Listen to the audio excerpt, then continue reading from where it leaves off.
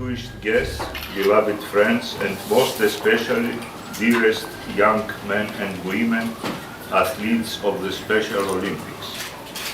It is a profound honor and sincere joy to receive here, in the courtyard of the Ecumenical Patriarchate, the flame of hope for the Special Olympics World Summer Games opening in Athens this Saturday, June 25, at the Pan-Athenaic Stadium.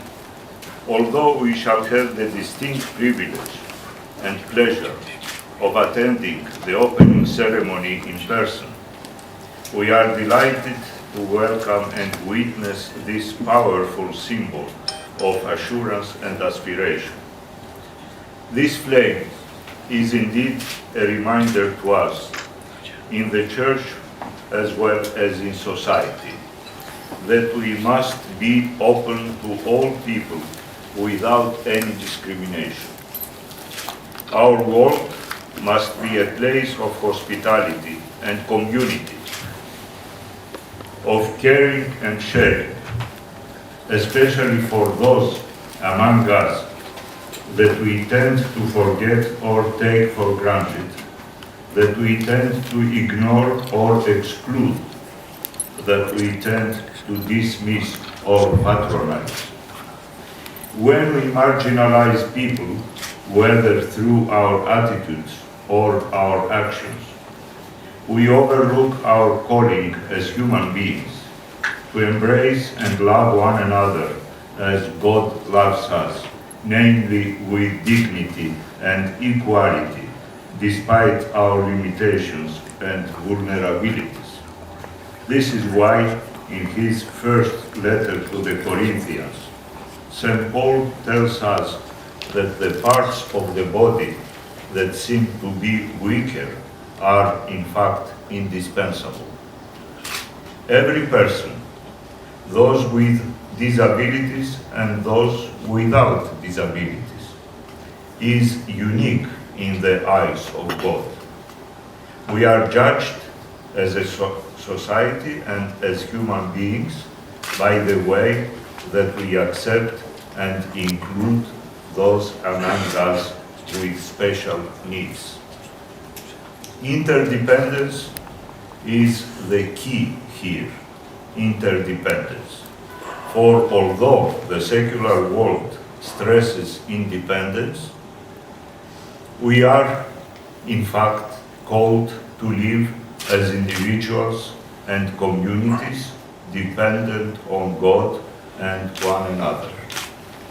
None of us is a burden for the rest, and none of us should bear the burden alone. To quote St. Paul again, we all bear one another's burdens in order to fulfill the law of Christ. Of Egypt, to carry him several miles to the nearest town. There he asked Abba Agathon to buy him some food. Later he asked him to buy some clothing.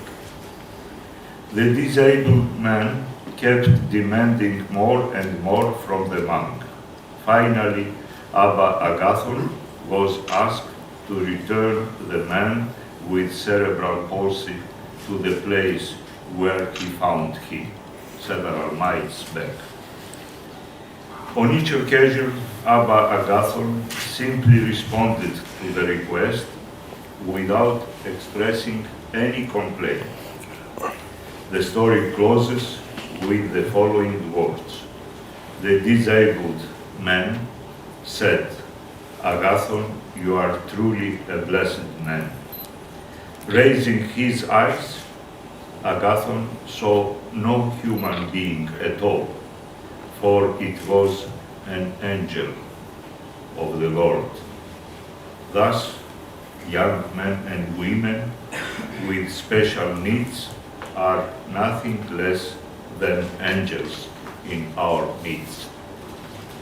Dear friends, the Special Olympics provide a unique opportunity for all of us to remember that we are not a complete community without one another.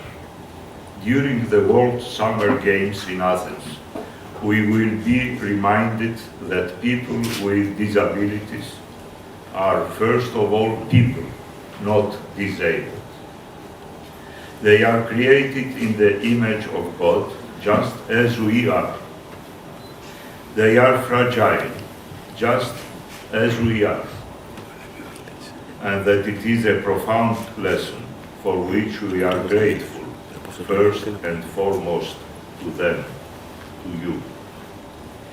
We thank you for bringing the flame of hope to the Ecumenical Patriarchate. We wish you a safe journey to the host country, Greece, στην Ελλάδα. And we look forward to celebrating with you these very special games in a few days. Από πού